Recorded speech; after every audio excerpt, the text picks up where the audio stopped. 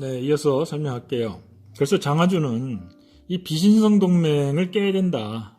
주주와 최고 경영진 간의 비신성 동맹으로 인해서 주주가치 극대화를 한다는 명분하에 기업의 성장성을 잃고 결국은 기업이 망하는, 그리고 기업의 경쟁력뿐 아니라 국가의 그 대외 경쟁력까지도 추락하는 그런 결과를 가져온 거 아니냐. 미국을 보면은 바로 그런 현상들이 눈에 띄게 나타납니다.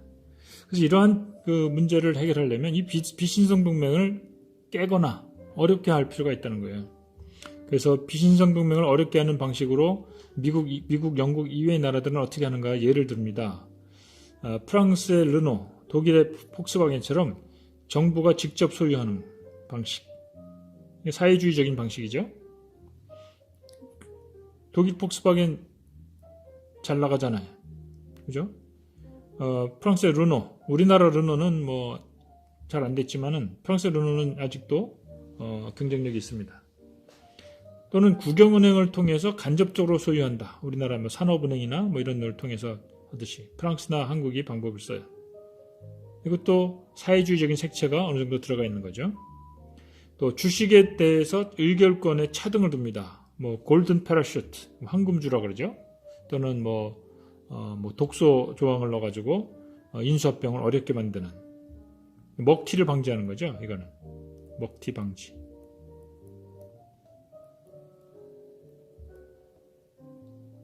또는 노동자 대표가 기업 경영에 참여할 수 있도록 합니다. 독일의 경우에 기업 감사위원회에 노동자 대표가 참여합니다. 노동대표 이사들 이제 최고 경영 회의에 참여시키는 것이죠. 또 우호적인 기업들, 납품업체들이죠. 상호 출자를 합니다. 납품업체하고 그 모기업 간에. 모기업이라기보다는 이제 그 선두기업하고. 그래서 이제 부동주주라고 하는 것은 이리저리 막 왔다 갔다 하는 주주들 있잖아요. 이런 사람들의 영향력을 최소화시키는 겁니다. 그러니까는 일종의 단기 목적을 가지고 주식 투자했다가 금방금방 팔아치우고 가는 그런 주주들의 영향력을 약화시키기 위해서 서로 기업들 간에 상호 출자를 한다. 이게 이제 우리나라에서는 상호 출자가 이제 재벌 구조가 되기 때문에 좀 그 다른 시각에서 볼 필요가 있긴 하지만은 지금 일본이 바로 이런 식으로 가는 거예요. 우리나라의 재벌도 일본의 이러한 거를 모방해서 만든 게 우리나라 재벌입니다. 이렇게 이제 장기 전망을 중시하는 이해 당사자들의 영향력을 키움으로써 영미 기업들보다 생존 가능성이 더 높아졌다는 거예요. 유럽 기업들이. 이처럼 지금 주주자본주의가 시행하고 있는 부동주주들, 언제든지 뭐 옮겨 다니는 그런 부동주주들의 대부분의 각 기업들의 주요 지분을 차지하고 있는데요. 이런 부동주주들의 이익을 위해서 기업이 경영이 되면은 불공평하다. 즉 다른 이해 당사자하고 주주하고의 그런 이해관계에 있어서 불공평해질 뿐만 아니라 비효율적이다. 경쟁력이 떨어지잖아요. 거기다 국가경제적으로도 해롭다. 이거예요. 아까 앞에서 국가경제에 악영향을 주는 예들을 살펴봤습니다. 결국 아까 잭 웰치가 이제 80년대 연설에서 주주가치 극대화 이론을 이제 일반화시켰다고 하는데 결국 나중에는 잭 웰치가 고백을 합니다. 세상에서 가장 바보 같은 아이디어였다. 미국의 경쟁력이 완전 무너졌잖아요. 나중에 또 얘기가 나오겠습니다만은 미국 경제가 왜 저렇게 경쟁력을 잃고 망가졌느냐. 글로벌 금융위기 때도 우리가 들여다봤고요. 또 지금 그 코로나 사태에서 미국 경제가 아주 죽을 쓰고 있습니다. 지난 분기의 그 성장률이 마이너스 35%까지 떨어져요. 상상을 초월하는 그 붕괴입니다. 거의 뭐 경제가 붕괴되다시피 하는 거예요. 시스템이. 그냥 미 연준에서 그냥 달러를 마구잡이로 찍어내서 겨우겨우 지금 버티고 있는 상황인데 아직도 미국 경제가 뭐 주가가 오르니까 잘 나가는 것 같죠. 지금 굉장히 속으로는 위험한 상태에 있습니다. 그런 걸 볼 때 그동안에 수십 년 동안 신자유주의 한계 그로 인한 주주가치 극대화를 통한 미국 경쟁력 약화 이런 것들이 지금 이런 현상으로 나타나는 겁니다. 자, 다음에 이제 송앤강이 이러한 장하준의 그 주장들에 대해서 몇 가지 논거를 들어서 그것을 비판합니다. 제목은 기업은 이윤을 위해서 일한다. 일해야 된다. 그런 내용입니다. 먼저 주장하는 게 이겁니다. 비신성 동맹이면 어떠냐? 돈만 잘 벌면 되는 거 아니냐? 이거예요. 장하준이 경영자의 도덕적 해이 문제가 주주와 경영자 간의 비신성 동맹을 맺게 함으로써 해소됐다고 주장한다라고 지적합니다. 근데 여기서 하나 지적할 것은요. 지금 송앤강은 아까 얘기한 문제를 도덕적 해이 문제라고 얘기하는데 도덕적 해이가 아니에요. 도덕적 해이가 아니고 아까 얘기했듯이 주인 대리인 문제입니다. 주인과 주주와 경영인 간에 서로 이해관계가 다르죠. 그래서 경영인이 자기한테 월급 주고 고용한 주인, 주주를 위해서 일을 하는 게 아니라 자기의 이익을 위해서 일을 하는, 그게 이제 주인 대리인 문제 아니에요. 도덕적 해이 문제라고 하는 것은 참고로 얘기하면은 예를 들어서 어떤 자금을 투자를 받거나 차입을 했을 때 이걸 안전하게 투자해서 원금이나 투자 자금을 돌려준다는 약속을 하고 자금을 차입을 한 후에 이걸 위험 자산에다 투자를 합니다. 위험한 사업에다. 하이 리스크, 하이 리턴이죠. 하이 리스크, 하이 리턴. 이렇게 되면 어떻게 돼요? 높은 이익을 추구하기 위해서 높은 위험을 추구하는 거예요. 잘 되면 엄청난 이익을 보지만 잘못되면 원금을 날릴 수가 있죠. 원금을 날려놓고는 배째를 하는 거예요. 난 모른다. 그게 이제 도덕적 해이 문제거든요. 근데 이제 송앤강은 주인 대리인 문제를 자꾸 도덕적 해이라고 해서 뭔가 개념을 좀 혼동하고 있습니다. 여기 적혀 있죠. 장하준이 비신성 동맹이라고 칭한 것은 주주와 전문 경영진이 서로 다른 이해관계를 가져서 이해 충돌 가능성이 있는 거. 그렇죠? 그런데 이제 이거를 이해관계가 다르죠. 그런데 제3자의 피해를 기반으로, 즉 다른 납품업자나 노동자나 정부, 일반 국민들의 세금, 이것에 피해를 줘가면서 자신들의 이익을 추구하기 위해서 동맹을 맺는 거예요. 비신사적인 것이죠. 그래서 비정상적인 것이니까 이거를 이제 좀 해소해야 된다라고 장하준이 주장한 겁니다. 자, 여기에 대해서 송앤강은 비신성 동맹 좀 하면 어떠냐 이런 입장이죠. 자, 송앤강은 이렇습니다. 주주는 기업의 주인이어서 어떠한 경우에도 기업의 성과에 책임이 있다. 따라서 이익도 모두 주주의 몫이다. 라는 주장이에요. 따라서 주주를 다른 이해당사자들하고 동일하게 취급하는 것은 부당하다라는 입장입니다. 언뜻 들으면 그럴 수도 있겠다 싶지만은 이건 결국 철저하게 주주의 입장이에요. 주주. 또 우리나라의 대주주. 자, 송앤강이 어떤 사람들인가 하냐면은 한국경제연구원의 연구진이에요. 한국경제연구원이 어떤 회사인가요? 전경련이 만든 거예요. 전경련이 뭡니까? 우리나라 재벌 기업들, 대기업들이 일종의 친목 이익단체입니다. 결국 대기업 재벌들의 이해관계를 대변하는 싱크탱크로서의 한국경제연구원이에요. 거기에 연구위원으로 있는 사람 두 사람이 이제 장하준의 주장에 대해서 반론을 펴는 것인데요. 그것이 뭐냐? 비신성 동맹이면 어떠냐? 그죠? 주주도 돈 벌고 경영자도 돈 벌고. 왜냐하면 모든 기업의 모든 이익은 주주 거다. 기업의 성과에 대해서 책임 있는 것이 주주이기 때문에. 다른 이해 당사자들하고 똑같은 선상에서 보지 마라. 이겁니다. 자, 근데 이러한 주장은요. 19세기 이전에 무한 책임 제도가 지배적이던 시절 혹은 개인 회사 이 경우에는 얼마든지 그렇게 주장할 수 있어요. 그러나 유한 책임이 지배적인 현대 주주 역시 일정 부분만 책임을 지잖아요. 유한 책임이니까. 그리고 언제든지 주식을 빼낼 수가 있어요. 심지어는 대주주들도 주식을 팔아치울 수가 있습니다. 따라서 이러한 주장은 타당하지 못한 면이 있다.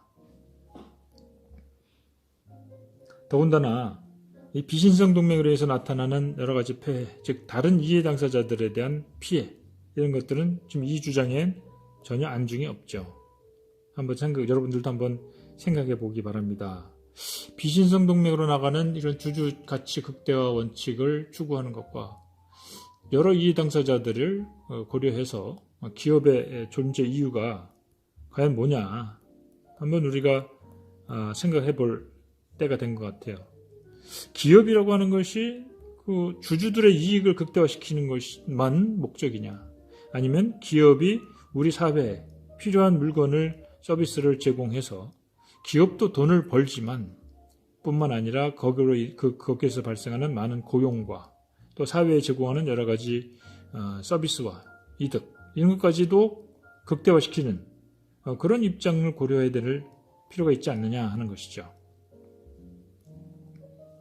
그래서 이제 이해 당사자 자본주의와 주주 자본주의라는 두 개의 그 개념이 대립되는 거예요. 여기에 대한 논쟁들이 있죠. 거기에 대해서 이제 송행강은 그 이해 당사자 자본주의에 대해서 다음과 같이 비판을 합니다. 이해 당사자 지배 구조가 기업의 효율성을 높인다는 보장이 없다. 즉 주주 자본주의보다 이해 당사자 자본주의가 더 효율성 높으냐? 뭐 그런 근거가 뭐냐 이거죠. 왜냐? 각각의 이익 당사자 역시 자신들의 이익과 일치하도록 의사결정을 하게끔 압력을 넣는다는 거죠. 경영진들에게 나름대로 인센티브를 주고 너 우리 노동자들에게도 좀 득이 되게끔 정책을 해라. 경영을 해라 하면서 그렇게 해주면 우리도 너에게 도움을 주겠다. 이런 식으로 서로 간에 또 그런 딜이 있을 것이고, 따라서 경영진은 그전에는 주주만 살피면 되지만 이제는 이해 당사자 모두를 다 살펴야 되기 때문에 의사결정이 각 이해 당사자 간에 충돌이 있을 경우에 신속한 결정이 어렵다는 것.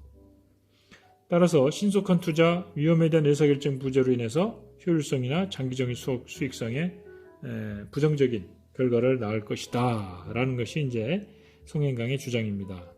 자, 여러분들도 한번 이러한 주장과 이 주주자본주의 갖고 있는 어떤 폐해, 이것의 폐해와 이해 당사자 자본주의가 갖고 있는 이러한 단점, 이걸 한번 잘 비교해 보기 바랍니다. 아까 폐해에 대해서는 장하준 쪽에서 자세히 설명했고요. 이해 당사자 자본주의에 대해서는 지금 송행강이 이렇게 요약을 해놓고 있어요. 자, 지금까지 본 국보를 두 장하준 주장과 송행강의 주장을 보면서 이런 생각들을 해볼 수가 있습니다. 과연 그 주주자본주의에서 생각했던 어떤 그 해결책으로서 나온 주주 가치 극대화, 그걸 성배라고 얘기하죠. 왜 성배예요? 성스러운 잔이에요. 독배는 뭐예요? 독이 든 잔이에요.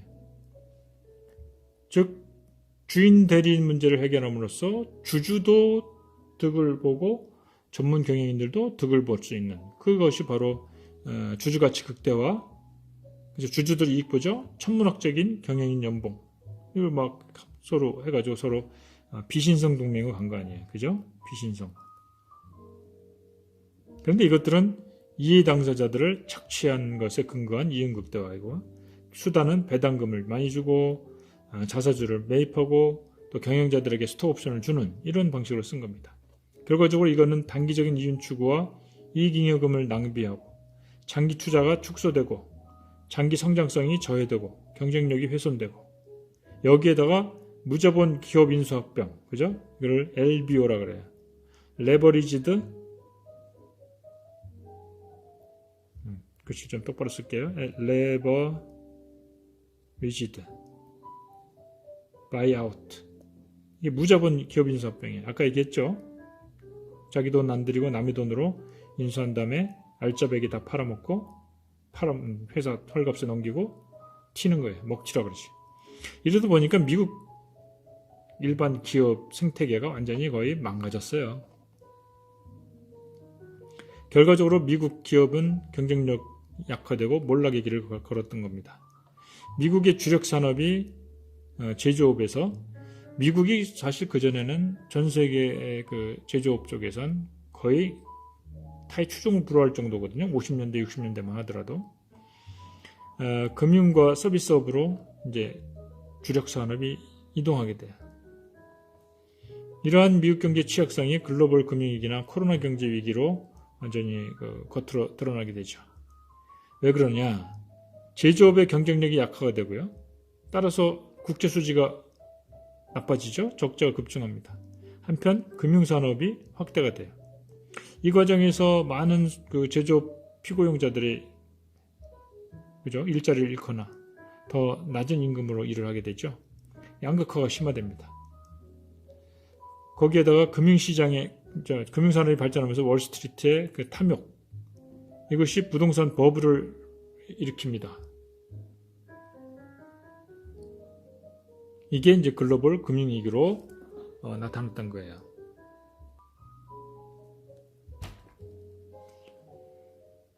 따라서 글로벌 금융위기의 근본 원인은 미국의 제조업 붕괴와 소득 양극화, 거기에 따라서 소득이 양극화돼서 돈 없는 사람들이 자꾸 집을 많이 사니까 경제가 조금 그 금리를 올리기 시작하니까 그게 무너지기 시작해서 부동산 시장발 글로벌 금융위기가 온 거 아닙니까? 그래서 글로벌 금융위기의 그 기본적인 원인은 이러한 소득 양극화에 있었다라는 것이 일반론입니다. 따라서 이 주주자본주의는 성배가 아닌 독배였다. 아까 얘기했듯이 결국 이게 성배냐 독배냐 하는 거 뒤에 가서 얘기한다 했죠. 내 생각은 그렇습니다. 결국은 이 주주자본주의는 독배였다. 결국 미국은 그 제조업이 취약하다 보니까 마스크조차 또는 방역도구조차 만들지 못해서 초기에 굉장히 곤욕을 치르지 않았습니까? 예? 예를 들어 중국에서 생산돼서 만든 마스크를 또 방호복을 다른 나라에 수출하기로 계약을 맺어놓은 것을 미국이 가로채서 뺏어가 버리고 이런 일까지 서슴지 않는 나라가 돼버린 거예요. 미국의 국격이 많이 떨어졌죠. 코로나 사태에도 경제 위기를 맞이한 겁니다. 경제 성장률이 마이너스 30%대로 넘어가고. 그래서 이런 주주 자본주의의 그 모습은 우리에게 많은 시사점을 줍니다.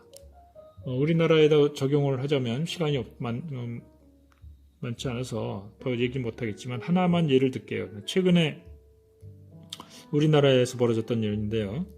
여러분들 해운대 혹시 자주 가나 모르겠어요. 나는 해운대를 자주 그 전에 갔었는데 언젠가 보니까 해운대 그랜드 호텔이 문을 닫았어요.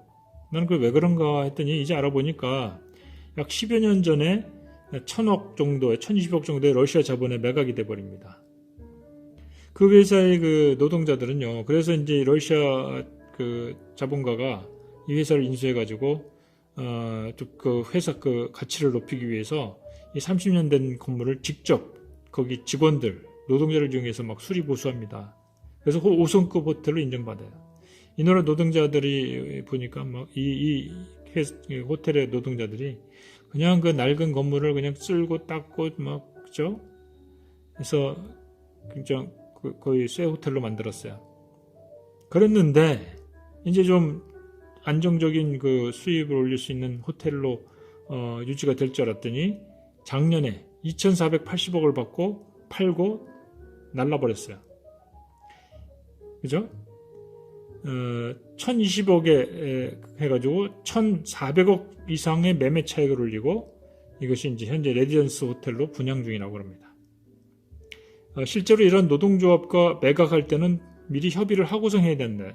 법이 돼 있어요. 근데 그런 법조항까지도 무시하면서 호텔 승급을 위해서 땀 흘린 노동자들의 의사가 반영되지 못하고 다 실업자가 되는 상태에 빠진 겁니다. 알고 보니까 이 자본이 러시아 마피아 불법 자금이라고 합니다. 꼭 마피아 자본이라서 이런 짓을 한 것인가? 는 아닌 것 같아요. 많은 지금 이게 이제 우연히 마피아 자금인데요. 그렇다면은 마피아 자금이 아닌 일반 그 자본이 만약 이런 일을 한다면 어떻게 되십니까? 마피아 자본이나 일본 자본이나 하는 짓이 똑같다는 그 결론을 얻을 수가 있어요. 실제로 많은 우리나라에도 그 금융시장에 가면요, 파이낸싱을 일으켜가지고 무자본 인수합병을 해갖고 대량해고 자산 매각 등으로 수익을 뽑은 다음에 먹튀하는 그런 일들이 비일비재합니다. 단적인 예가 우리나라 외환은행 있죠. 론스타 우리나라 IMF 때 그 7조가 넘는 회사를 단돈 2조인가? 하여튼 해서 5조 넘는 차익을 남겼잖아요. 미국의 론스타라는 헤지펀드가. 그 해외 자본이 들어와가지고 우리나라 외환은행 인수해서 이거를 아주 비싼 것에 팔아먹고 먹튀해버린 겁니다.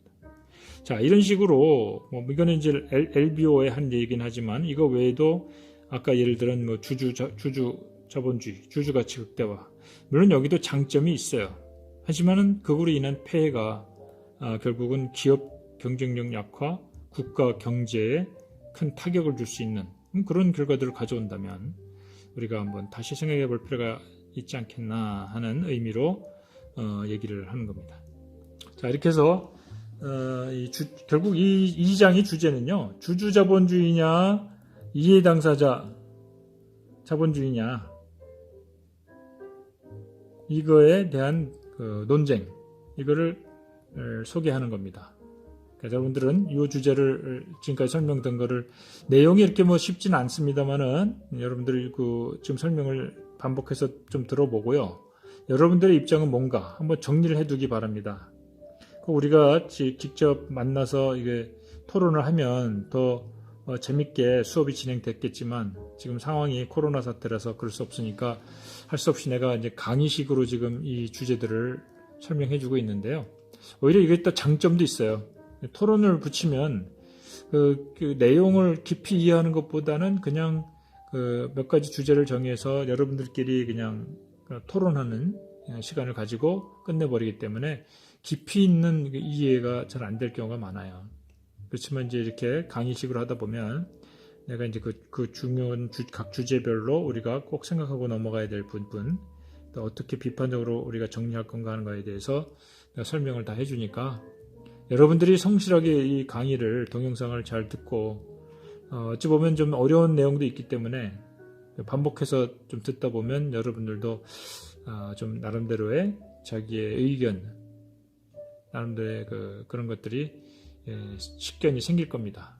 그러니까 좀 성의 있게 잘 들어주기 바랍니다. 자, 이렇게 해서 이번 두 번째 주제 수업을 마치도록 하겠습니다. 자, 시청해주신 여러분 고맙습니다.